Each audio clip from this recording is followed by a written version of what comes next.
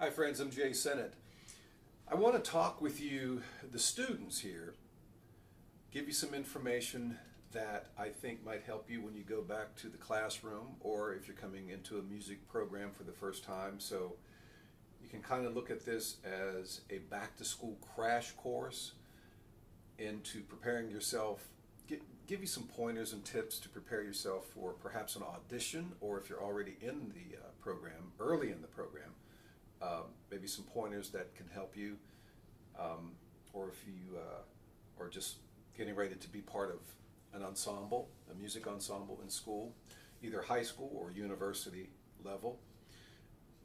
I'm thinking that if you're going into a university program, that you've already been part of the high school band program in some capacity, hopefully a stage band or concert band situation. But if you're going to be a music major, playing drum set, if that's your focus, drum set in the music program, chances are you're going to be playing jazz, all right? That's going to be a big part of the curriculum. And you might probably play some rock-oriented type charts or some funky type charts or some Latin or bossa nova or Brazilian type things. You'll play things in different meters, different tempos.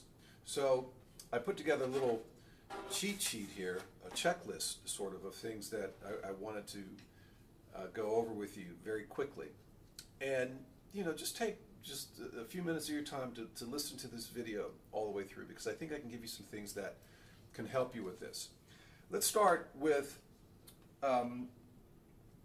what you have to be prepared for and what the band director or the professor is looking for and expecting from you as the drummer.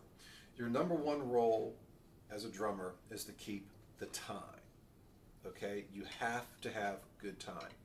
And you can practice with a metronome.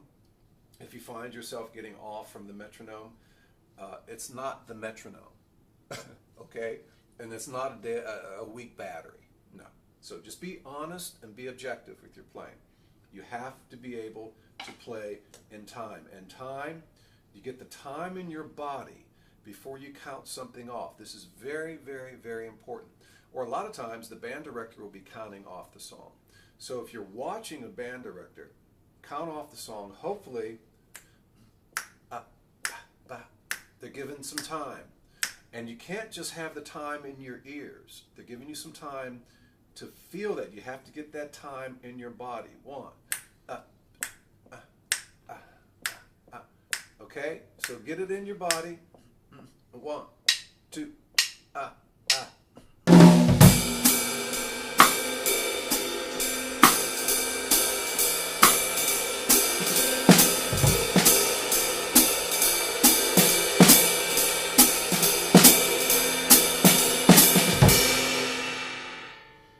okay? The time is very important.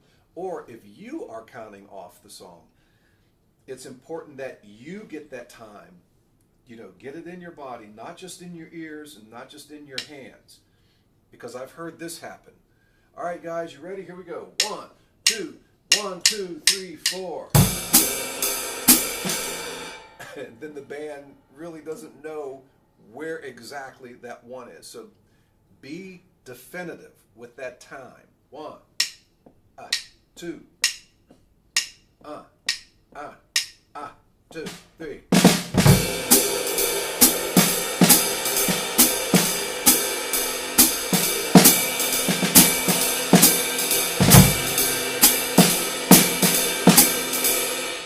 Okay.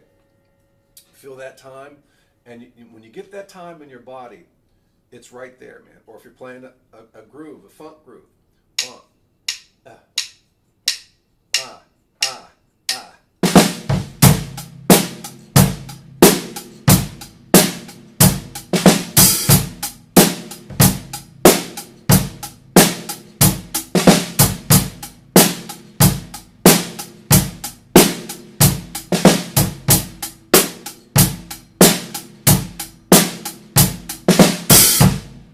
Okay, time. It's very, very, very important. Okay, so work on your time. Make sure your time is together. If you're swinging, the swinging straight eighth note, or if you're playing the straight the straight eighth note. Swinging eighth note, straight eighth note. That time has to be right there. And you have to be able to play comfortably at different tempos. All right, you might have a ballad, a rock ballad, 3, 4.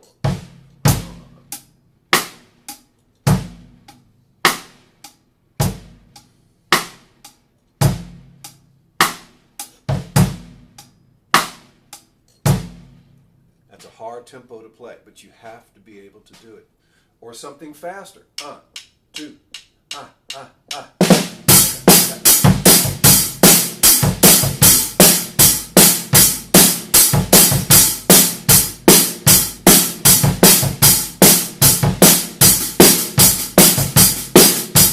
Okay? Tempos, various tempos, and you have to be able to play. But the most significant thing here in this regard is being able to feel the time before you count it off, okay? So time, that's very important. Also, your dynamic ranges, how you interpret the dynamic ranges of a piece. Drummers control the dynamic range of the band because we can play louder than anybody else in the band, right? So we have to be very cognizant of it. And when you're playing, and if you can't hear anyone else, like the piano player, for example, then you're playing too loud. And then bring your volume down. You have to know when to play loud, when to play soft. A lot of times, it's very easy to get caught up into the technical things and you're worried about what you're playing.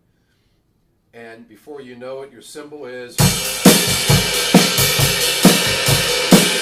right? Or you're worried about something else, or you're thinking about a drum break coming up. And before you know it, the cymbal of wash is very loud. You're playing very loudly. So be cognizant of your volume, okay, your dynamics. You have to know when to play loud, when to play soft. If you're coming out of a melody, for example, in a 32-bar form song, and the solo's getting ready to start,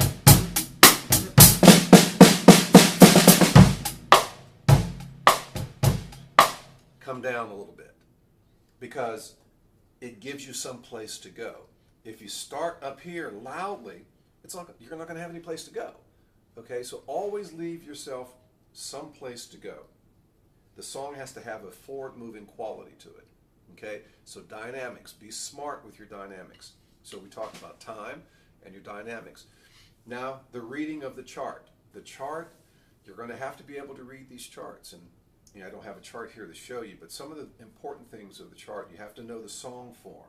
Look over the chart, see what the song form are, or the song form is, and look for interlude sections, or if this is a beginning, does this beginning repeat every time around, or is it just played that one time? Look for repeats, look for dynamic markings, look through the whole chart, right? Look for DS signs or codas, all the signs and clues. It's like the chart is like a road map, but you have to look over it to be able to play through it effectively. Okay, so know when the repeats are, look for the forms, how many times something is repeating, and after we finish this section, where does it go back to? All right, so be very smart and diligent when you're looking at these charts. Ideally, the best thing to do is when the band director gives you a chart is to find the original recording of that arrangement, if possible, okay? And then memorize it, all right? Memorize the chart if you can, if that's possible. That's the ideal way to play it, because if you don't memorize it, then you're constantly letting the chart dictate to you what you're supposed to be playing. You're dependent on that chart. When you can free yourself of that chart because you know it and it's in your body and it's in your head, you'd be amazed at how much better you can play the song. So try to memorize the charts as much as possible. And if your reading is weak, for example, then practice it, man. I mean, work at it. It's not easy to play the instrument at a high level because it takes a lot of work. And you have to be prepared to put in the work to get the good results. Okay, so if your reading is a little weak, take the time. Start with the quarter note, subdivide it, break it down, eighth notes, look at dotted notes, triplets, all these things, okay? Learn to read, get your reading together. It will only help you. Okay, so time, dynamics, and reading the charts. And I put up here understanding the different genres.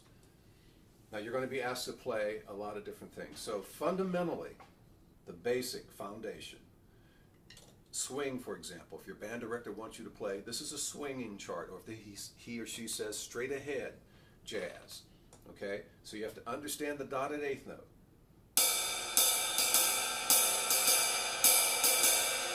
All right, 2 and 4 with the foot with the hi-hat.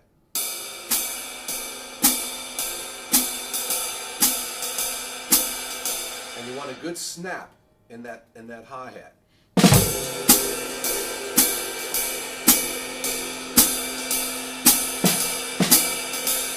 And then keep the accents on the left hand simple. You want space, you want the time to breathe, and you want to really work on your cymbal beat, because in jazz, the cymbal is the most important part of the drum set, because this is where you play most of your subdivisions, right here.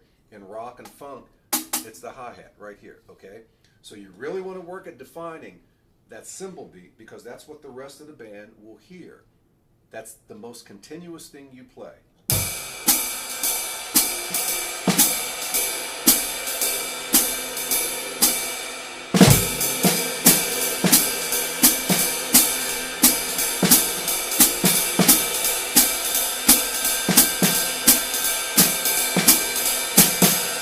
Whatever tempo you're playing, work on that cymbal beat. Keep it simple. Start with the quarter note first, so you can learn to feel that swing beat. Then start that dotted eighth.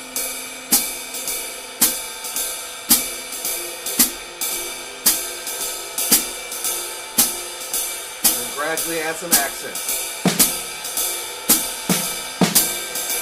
Bass drum.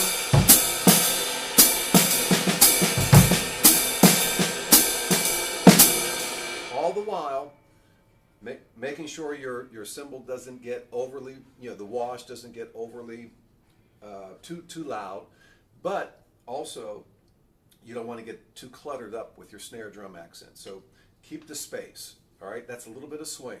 And again, keep the time and dynamics in mind. Now you might ask to play a rock beat. Keep it simple, always keep it simple. 3, 4.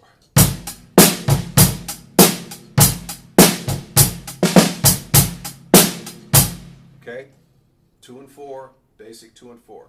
And it's kind of the same if you're going to play something with funk, but keep it a little bit more elastic.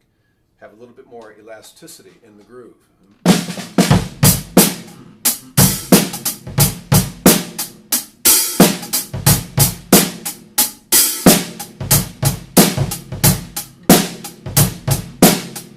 Right?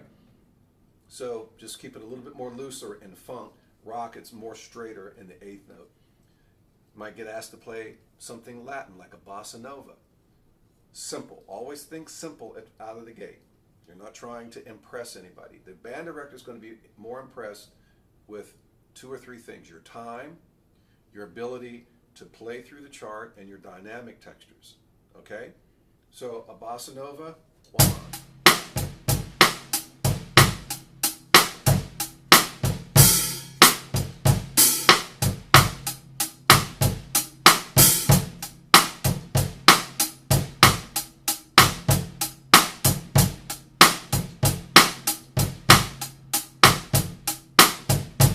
Okay, samba, a little trickier with the bass drum and with the hi-hat. You get into a little bit more of an advanced independence.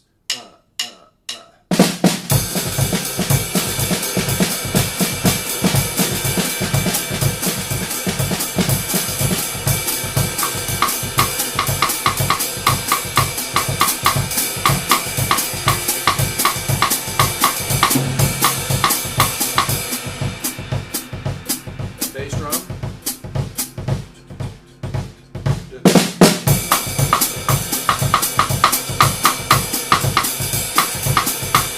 You can almost look at it, a simple way to look at it is almost like a faster version of a bossa nova, because watch how I do this.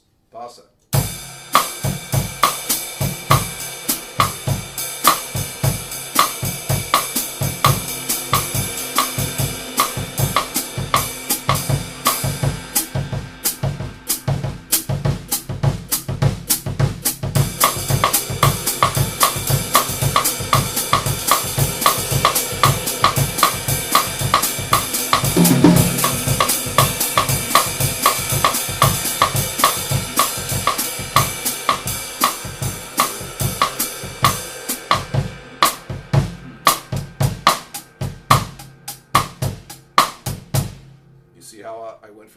salsa to that samba. So that's a simple way of looking at it. Now, different ways you can utilize your stickings and stuff like that. You will ask to play, what do I have here? Odd meters, for example, like a waltz, 3/4 time. 1, 2, 3. You can always put your hi-hat on 2 and 3. 1, 2. But you don't want to keep your bass drum happening on 1 because you'll get that 1, 2, 3, 1, 2, 3, boom. Almost that circus 3/4, right? So you want to mix it up a little bit.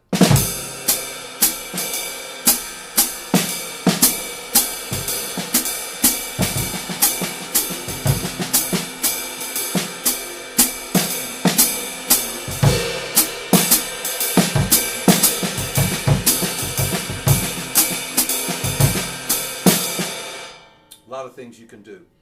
Remember, keep it simple out of the gate. Just keep it simple.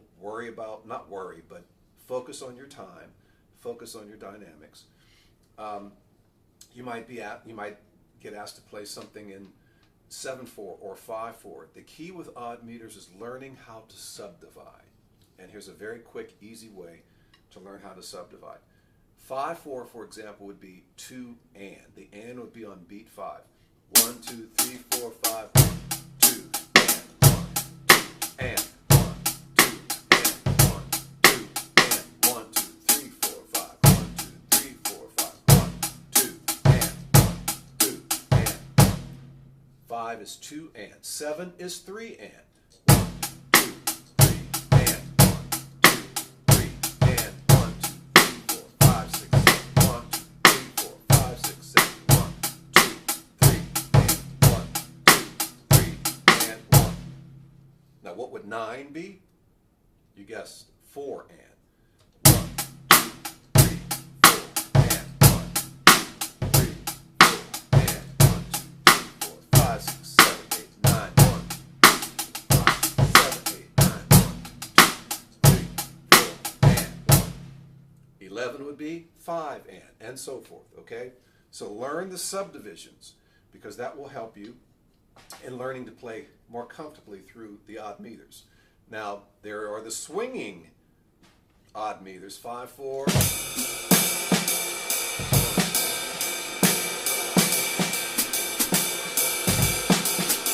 We'll take 5.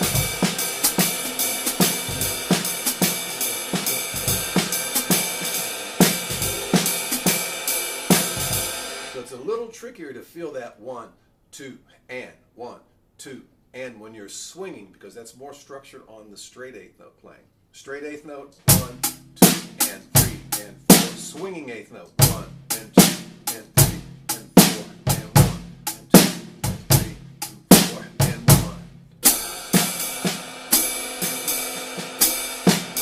Straight.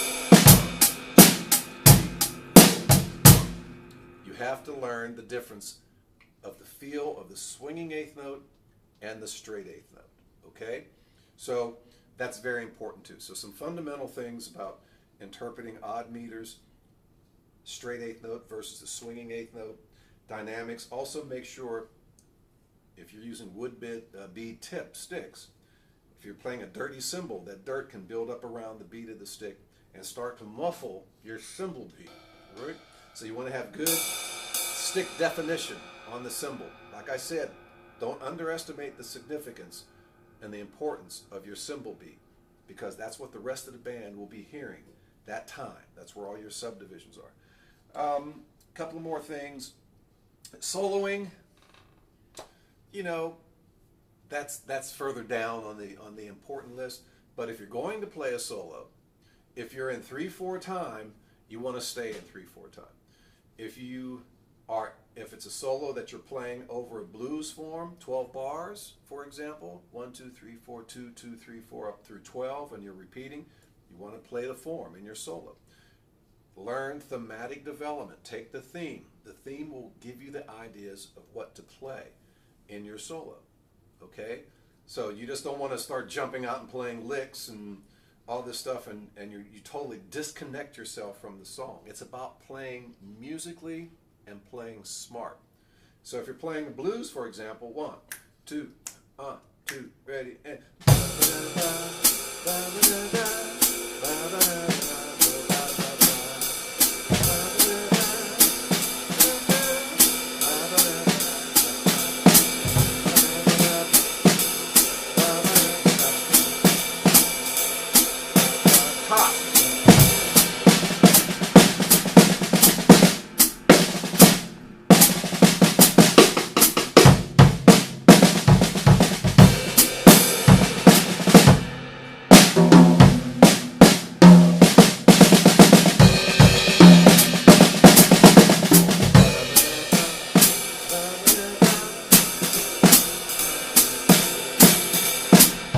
see what I mean?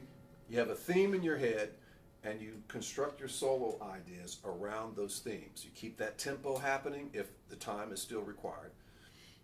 And your ideas, you're not playing these random licks that you learned from some other drummer on some other song and some other concept, okay?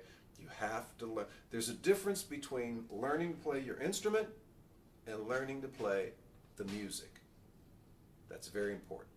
2 different things, folks.